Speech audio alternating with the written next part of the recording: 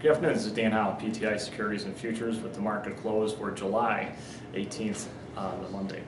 Overnight, the S&P had a fairly wide range. It was about 11 points up and down, closed towards the middle of the range, but a little bit on the downside.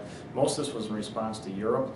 Europe was down pretty big here today. Keep in mind that the stress test that came out on Friday during our trading hours was after their market close, when 8 of the banks failed and 16 came very close. So the market reacted relatively negatively in Europe today.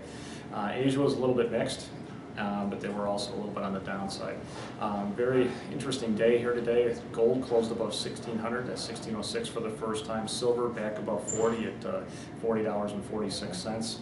A couple earnings came out this morning. Halliburton was a little bit higher, but didn't really react that good. After the close, there'll be a lot of earnings here today. But the SPX closed at 1305, down 1070. The Dow closed down 94 to 12,865. NASDAQ closed down 24 to 2764. The 10-year note closed at 2.9, a little bit a little bit lower. It's kind of interesting here because the dollar was strong today. The market was down. And bonds also sold off. This has been kind of unusual. Usually the bonds have been going opposite of the dollar and the overall market. After the close here today, we have quite a few earnings. IBM just came out, a slight beat on both the earnings and also on the revenue. However, the stock initially here, in the very early moments after the earnings came out, is down about 20 cents.